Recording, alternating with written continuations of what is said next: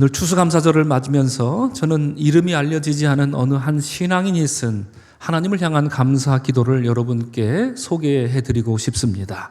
이렇게 기도합니다. 주님, 때때로 병들게 하심을 감사합니다. 연약한 인간임을 깨닫기 때문입니다. 가끔 고독의 수렁에 내던져 주심도 감사합니다. 그것은 주님과 가까워지는 기회가 되는 까닭입니다. 일이 계획대로 안 되게 하심도 감사합니다. 그래서 나의 교만을 반성하게 됩니다.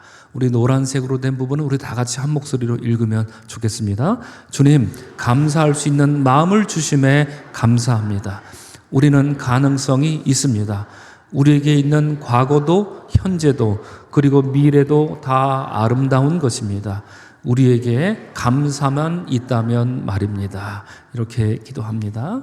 마지막 부분이 여러분 가슴에 이렇게 탁 저리지 않습니까? 감사만 있다면 말입니다. 이 기도는 성경이 말하는 참된 감사가 무엇인지 알려주는 참 아름다운 기도이자 한편의 시입니다. 그래서 지난 한 해를 결산하며 맞이하는 추수감사절인 오늘 우리에게 가장 잘 어울리는 기도가 바로 이런 기도가 아닐까 싶습니다. 곧 그리스도인이 소유해야 할 가장 강력한 무기는 감사라는 고백이겠지요. 이 시간 함께 오늘 이 시간 예배하고 또 이후로 함께 공동 식사를 나누고요.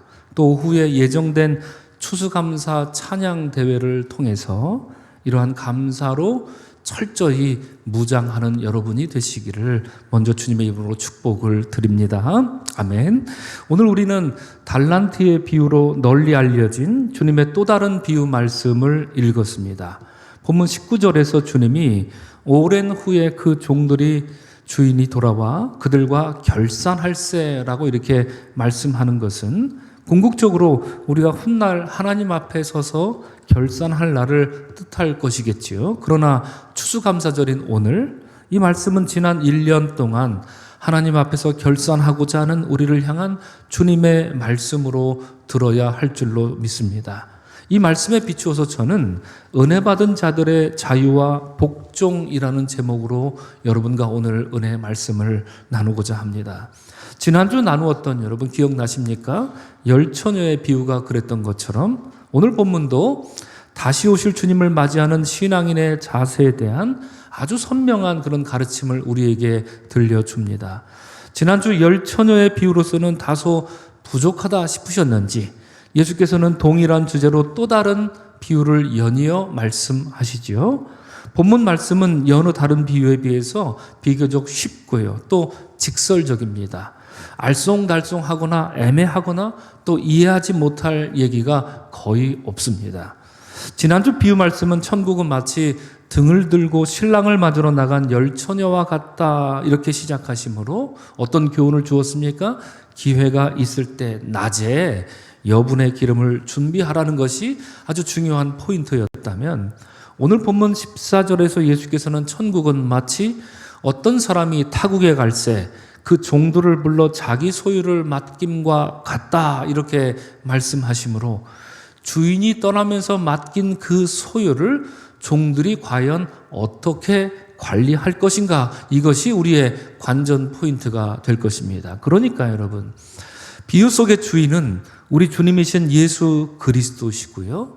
종들은 우리를 포함한 세상 모든 그리스도인들을 뜻할 것입니다. 이 말씀을 이해하기 위해서 먼저 우리는 주인이 자기의 소유를 맡겼다 하는 것에 주목할 필요가 있습니다. 이 말씀은 종들에게 무상으로 종이 이 소유물을 주었다라는 게 아니고요. 그래서 소유권이 종들에게 넘어갔다 하는 게 아니라 주인 소유의 것을 종에게 맡겼다고 분명히 이렇게 말하고 있습니다. 여러분 그래서 제가 아까도 봉헌 시간에 어떤 기도를 드리지요? 주께서 우리에게 맡겨주신 것을 내 것인 양 여기며 고집하지 않는 그런 어리석음을 행치 않는 우리가 되게 하여 주옵소서 이렇게 겸손히 기도하는 이유가 바로 거기에 있습니다. 사실 우리가 가진 것은 모두 주님으로부터 맡겨진 것임을 고백하는 신앙이 바로 우리 모든 그리스도인들의 기본적인 신앙이어야 하기 때문이지요. 15절 말씀을 읽어보면 주인이 무엇을 그리고 어떻게 맡겨주셨는지 알려줍니다. 꼭 각각 그 재능대로 한 사람에게는 금 5달란트, 한 사람에게는 2달란트, 한 사람에게는 1달란트를 주고 떠났다, 이렇게 말합니다. 우리가 이 비유의 말씀 너무나도 잘 알고 있죠. 주인이 자기 소유를 각각 그 재능대로 맡겼다라고 하는데요.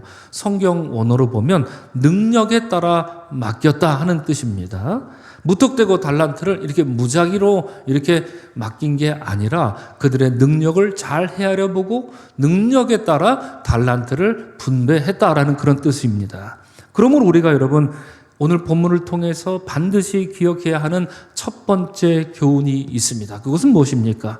주님의 판단은 나의 판단보다 앞선다라는 것이죠. 우리 한번 다 같이 읽어보겠습니다. 시작. 주님의 판단은 나의 판단보다 앞선다 하는 것입니다. 주님, 내가 받은 5달란트가 너무 많습니다. 저에게 몇 개만 좀 되가져 주십시오. 전 자신 없습니다. 여러분 중에 이런 분이 있으십니까? 그러지 말라는 얘기죠. 반대로 주님, 왜 나는 1달란트고 저 사람은 5달란트입니까? 여러분 중에 혹시 다른 사람이 받은 달란트를 흠모하다 못해 질투하는 분이 있으십니까?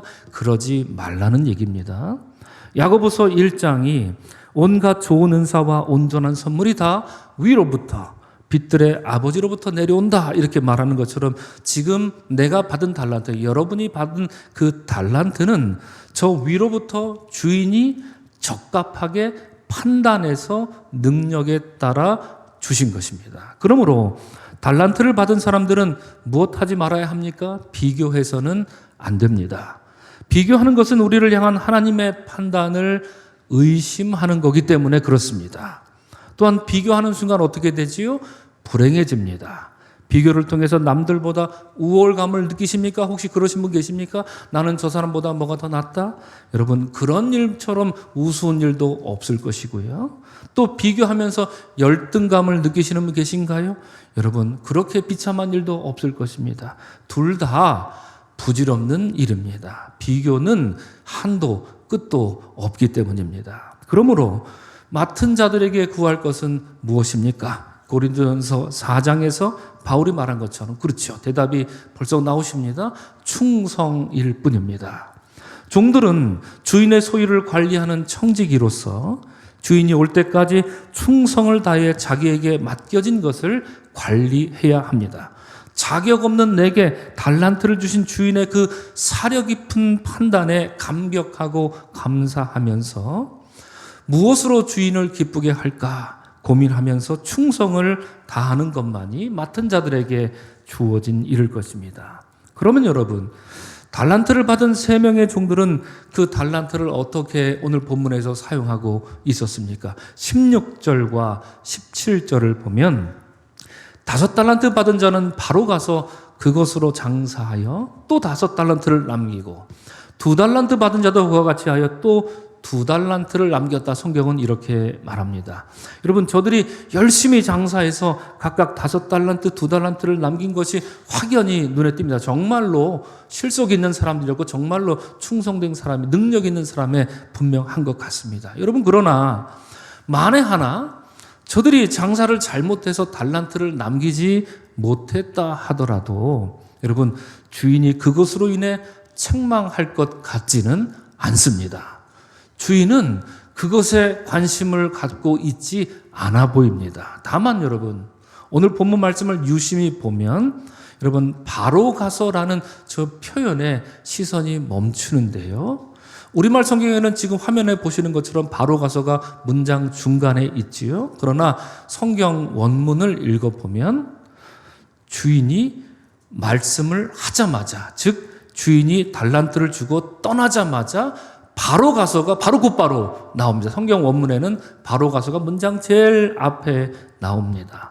바로 가서 달란트 받은 자는 그것으로 장사했다, 이렇게 말합니다. 그러면 여러분, 예수께서 무엇을 강조하고 있는 것인가요? 그 종들이, 그렇죠, 주인의 말을 듣고 즉각적으로 그 명령에 순종했다, 즉각적으로 이행했다라는 것을 강조하는 말씀이었던 것이지요. 종들이 주인의 말을 듣고 곧바로 이행하는 일, 여러분, 이런 행동을 우리가 뭐라고 부를 수 있습니까? 순종이라고 말할 수 있습니다. 오늘 본문이 우리에게 주는 두 번째 교훈이 바로 주신 이에게 순종하라 였습니다. 우리 다 같이 한번 읽겠습니다. 주신 이에게 순종하라 그렇습니다. 여러분, 순종이라는 말 우리 너무나도 흔하게 사용되어서 오늘 이 예배 시간만큼은 제가 순종이라는 말 대신에 복종이라는 말로 바꿔서 사용하겠습니다. 여러분, 누구에게 복종합니까? 주신 이에게만 복종해야 합니다. 주인이 시킨 일을 거부하거나 의문을 제기하지 말고 또 내 맘대로 주인의 말을 해석하지 말고 주인이 명령한 것에 복종하며 나를 향한 주인의 평가와 그 계획에 복종하라는 것입니다. 여러분, 복종에 관한 시 참 많습니다. 여러 시가 있는데 그 중에 제일이 만해 한용운 선생의 시 복종이란 이 시만한 게 없는 것 같습니다. 시가 이렇습니다. 남들은 자유를 사랑한다지만은 나는 복종을 좋아하여요. 자유를 모르는 것은 아니지만 당신에게는 복종만 하고 싶어요. 복종하고 싶은데 복종하는 것은 아름다운 자유보다 달콤합니다. 그것이 나의 행복입니다. 그러나 당신이 나더러 다른 사람을 복종하라면 그것만은 복종할 수가 없습니다. 다른 사람을 복종하려면 당신에게 복종할 수가 없는 까닭입니다. 이렇게 시가 되지요. 여러분, 오늘날 우리는 복종이 아니라 무엇을 강조하는 시대를 살고 있습니까? 자유를 강조하는 시대를 살고 있습니다. 복종을 말하면 이건 구식이고 혹은 시대착오적으로 이렇게 여겨지곤 합니다. 그래서 비판적이고 뭘 생각해도 삐딱하고 비판적으로 생각하며 사는 것이 자유인 줄 착각하는 시대가 아닐까, 이런 생각조차 듭니다. 특별히 여러분, 하나님과 같은 초월적 존재, 절대적 존재를 말하고 믿고 그 앞에 복종하는 것을 마치 미신처럼 여기는 시대가 아닐까 싶습니다. 그래서 세상은 끝없는 자유를 주장하고만 있습니다.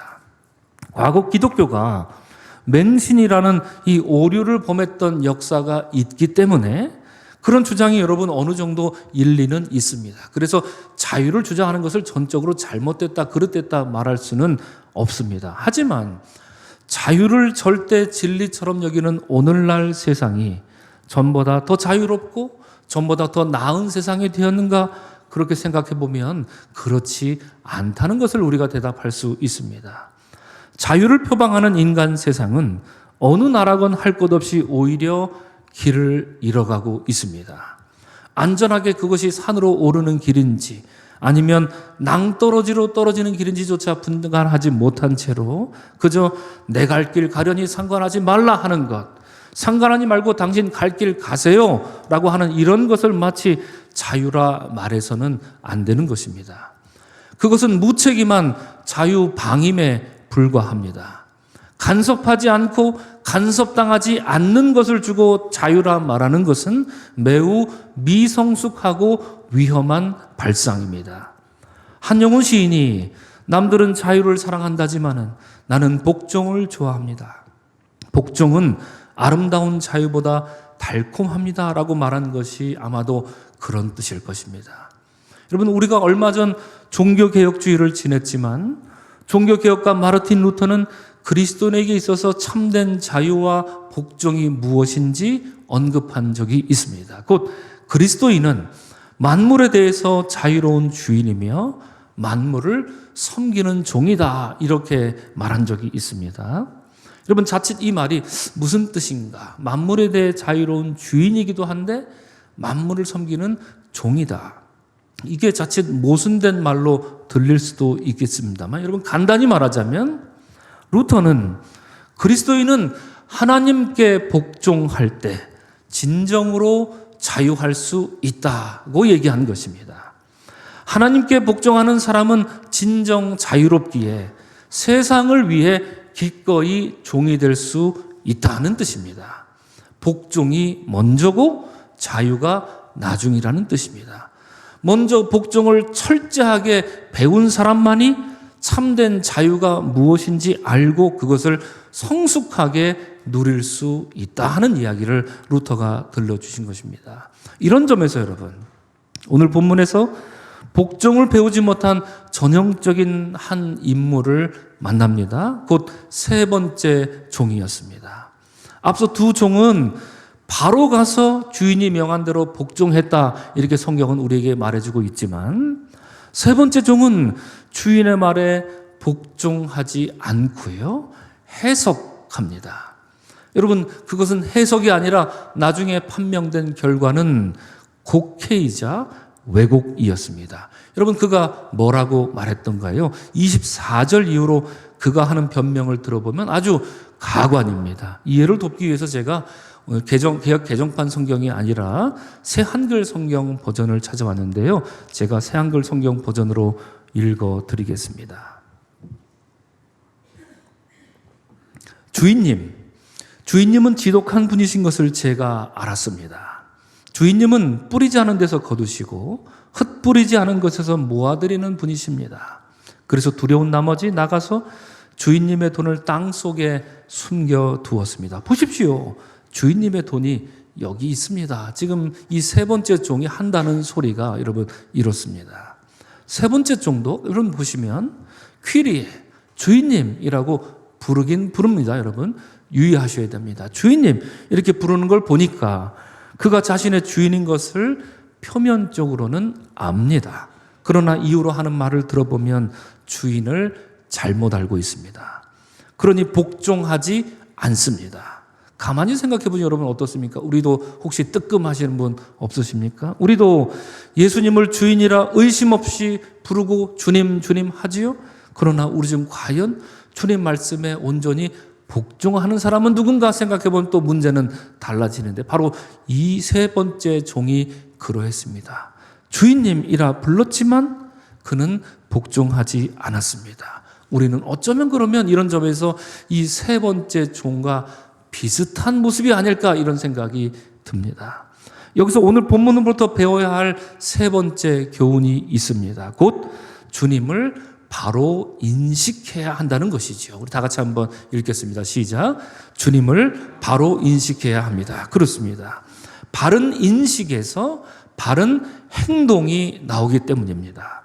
그 세 번째 종은 주인을 향해 굳은 사람, 지독한 사람 이렇게 말했는데, 이 단어는 이 사전을 찾아보면 딱딱하다, 고집세다, 거칠다 이런 뜻을 갖고 있습니다.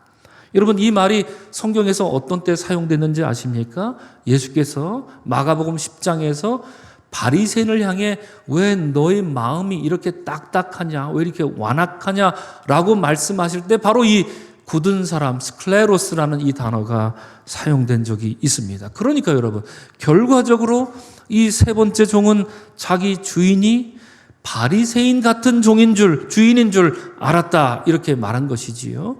퀴리에 주인님, 주님이라 부르긴 했지만 잘못 알아도 한참을 잘못한 것입니다. 아니 이는 차라리 모르니만 못할 수도 있는 것이고요, 사실상 그는 주인을 전혀 알지 못했다, 우리가 이렇게 말할 수도 있을 것입니다. 여러분 본문에 나오는 달란트라는 화폐 여러분 많이 들으셔서 잘 아시지요? 당시 고대 사회의 화폐 단위로서는 가장 큰 단위입니다. 한 달란트는 6천 데나리온이고요. 또 1데나리온은 당시 노동자의 평균 하루 품삯이 됩니다. 그러니까 한 달란트는 6천일을 꼬박 일해야 모을 수 있는 돈이라고 한다면 오늘날로 치면 대략 20년치 연봉이 되는 것입니다. 종의 말대로 여러분, 주인이 만약 바리새인처럼 마음이 완악하고 거칠고 지독한 인물이었다면 먼 여행을 떠나면서 누구에게는 5달란트, 곧 100년치 연봉을 주는 이런 어리석은 주인이 어디 있습니까? 누구에게는 2달란트, 곧 40년치 연봉을 주고 누구에게는 1달란트, 20년치 연봉을 맡기고 떠나는 이런 마음이 완악하고 거칠고 지독한 주인이 어디 있겠냐 하는 말입니다. 있을 수 없는 일입니다. 만약 주인이 정녕 그런 인물이었다면 여러분 27절에서 주인이 이 세 번째 종을 꾸짖으며 하는 말이 있지요. 차라리 돈을 취리하는 자들에게 주겠다. 그렇죠? 이자 놀이하는 자들에게 맡겼다가 나중에 와서 원금과 이자를 불려받는 것이 더 낫지 않겠느냐. 주인이 이렇게 말하는 것처럼 만약에 주인이 그런 바리새인과 같은 그런 주인이었다라고 한다면 차라리 이런 모습이 훨씬 잘 어울렸을 것입니다. 그는 주인을 주인으로 부르긴 했지만 주인이 어떤 분인지 하나도 알지 못했다 하는 결론을 내릴 수 있습니다. 여러분, 오늘 비유 말씀의 결론은 어떻게 끝나고 있습니까? 주인은 5달란트를 남긴 종과 2달란트를 남긴 종에게 말하기를 잘하였도다 착하고 충성된 종아, 내가 적은 일에 충성하였음에 내가 많은 것을 내게 맡기리니 내 주인의 즐거움에 참여할지니라. 이렇게 축복하고 있습니다.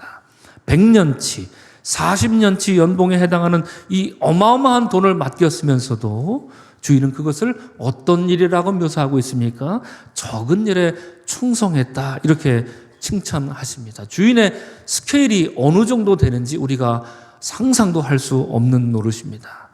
결국 이들이 칭찬받은 것은 주인이 자기들을 믿고 어마어마한 달란트를 맡겨준 것으로 인해 그것에 복종했기 때문입니다. 맡겨준 일로 인해서 감격해서, 그래서 충성되게, 그래서 성실하게, 그래서 겸손하게 주인이 돌아올 때까지 일했던 것입니다. 이런 사람을 성경은 착하고 충성된 종 이렇게 말하고 있는 것입니다. 여러분 모두가 이러한 착하고 충성된 종이 되시기를 주님의 이름으로 축복을 드립니다. 여러분, 하지만 이 세 번째 종은 입으로는 주님이라 불렀습니다. 우리가 이미 확인했던 것처럼 말입니다.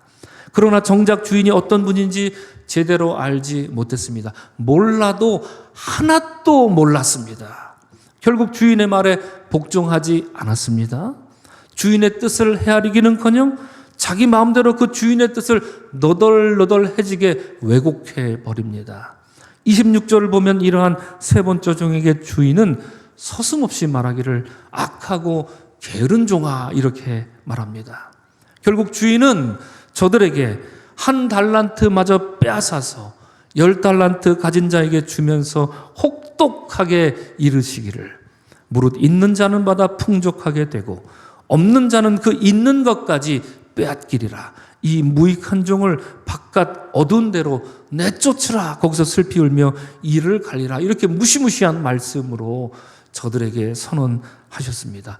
기회는 지났고 혼인잔치의 문은 닫힌 것입니다. 낮은 지났고 밤이 다가왔기 때문입니다. 사랑하는 성도 여러분, 정리해보면 오늘 본문은 우리에게 세 가지를 권면했습니다. 우리가 하나씩 따라서 읽었습니다. 첫째, 우리는 주님의 판단이 나의 판단보다 앞선다는 것을 인정해야 합니다. 나를 향한 주님의 판단이 옳으므로 타인과 비교해서는 안 됩니다. 둘째는 무엇이었습니까? 달란트를 주신 이에게만 복종해야 합니다. 셋째는 무엇이었습니까? 주인을 똑바로 인식해야 한다는 것이 오늘 본문을 통해서 예수께서 비유로 우리에게 들려주십니다. 똑바로 주인을 인식하지 못하는 것은 결국 주인을 모르는 것과 같았습니다. 이런 세 가지 교훈과 더불어서 여러분, 비유에 나오는 주인이 15절에서 각각 그 재능대로 주었다, 달란트를 주었다라고 하는 것과 또 우리가 눈여겨봐야 할 표현이 있습니다. 19절에서 주인이 돌아오긴 돌아오되 오랜 후에 돌아와 결산했다라는 아주 중요한 표현을 마지막으로 주목하게 됩니다. 여러분, 각각 그 능력대로 달란트를 주셨다는 것은 주님이 우리를 잘 아신다는 것입니다. 우리가 우리를 아는 것보다 주님이 우리를 더 잘 아신다는 뜻입니다. 우리의 부족함과 우리의 허물과 그리고 우리의 연약함조차도 우리가 우리를 아는 것보다 훨씬 더 잘 알고 이미 그조차도 헤아려 아시지만, 그래도 주님은 우리의 강점을 보시고 우리가 잘 할 수 있을 거라는 이 가능성을 보시기에 달란트를 주셨다는 뜻입니다. 그러므로 여러분, 저는 부족합니다. 저는 할 줄 아는 게 없습니다. 저는 아는 것도 없습니다. 저는 잘 못합니다. 여러분, 이렇게 말하는 것이 여러분 마냥 겸손한 표현이 아닙니다. 우리가 만약 습관처럼 그렇게 말하면서 주께서 우리에게 주신 달란트를 사용하지 않고 쓰임받고 또 헌신하는 것을 못내 거절하고만 있다면 여러분 어떤 결과이겠습니까? 그것은 나보다 나를 더 잘 아시는 하나님의 판단을 신뢰하지 않는 행위가 될지도 모릅니다. 이것은 결코 겸손과 거리가 멉니다. 이것은 또 다른 모양의 교만입니다. 이런 점에서 주인이 오랜 후에 돌아왔다는 것을 다소 이 말씀은 의도적으로 들립니다. 좀 더 일찍 돌아와도 됐지만 일부러 시간을 끌었다 이런 말씀으로 들립니다.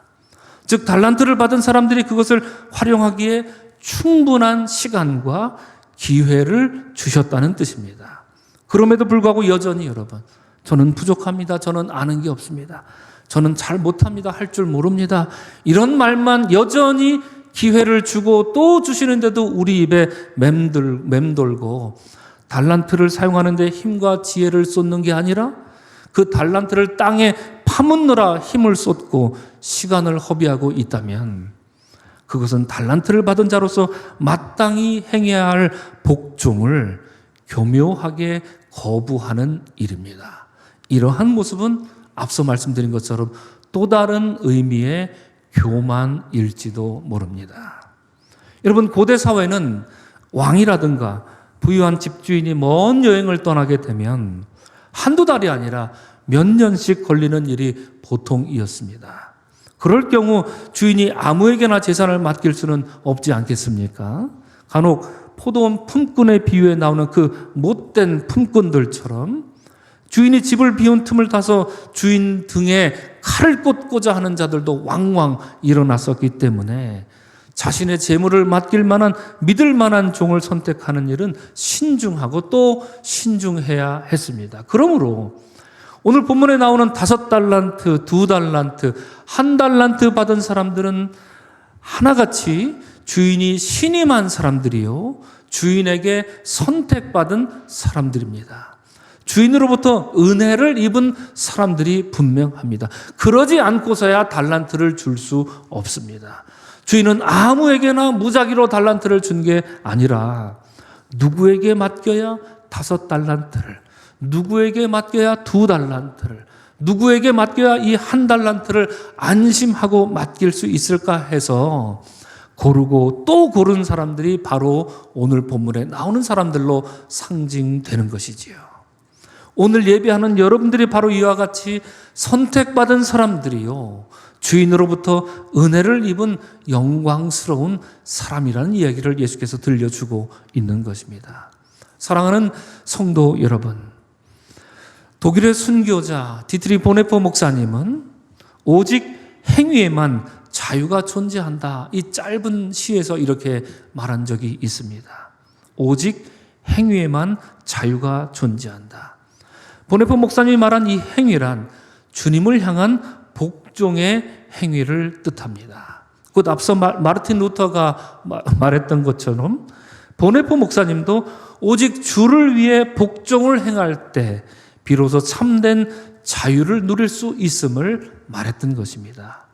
추수감사절을 맞아 함께 예배하는 오늘 나오신 사랑하는 모든 성도 여러분, 여러분 중에 추수감사절을 오늘 우리가 맞았지만 주님, 저는 주님께 드릴 충분한 열매를 맺지 못했습니다. 이런 마음으로 혹시 예배 나오신 분이 있으십니까? 여러분 지금 모두가 다 충분한 감사로 감격스러워 오늘 예배 설마 그러지는 않으셨겠죠. 여러분 혹여라도 마음 한구석에 주님 부끄럽습니다. 저는 충분한 열매를 맺지 못했습니다. 이런 마음으로 나오신 분 계신가요?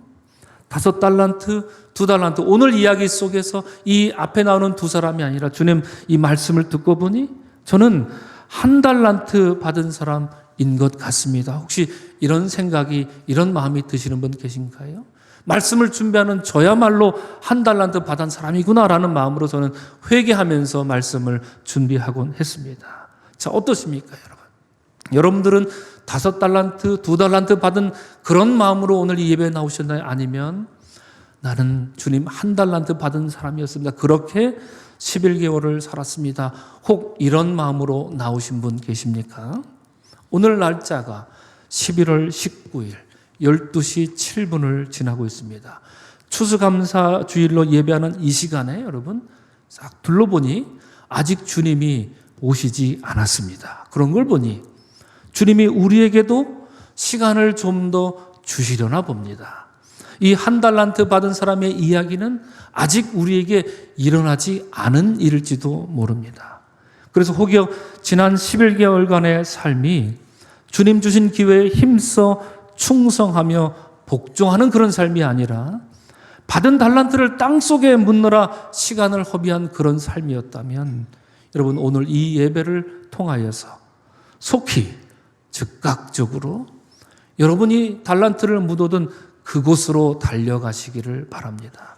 서둘러 달란트를 파내시기 바랍니다.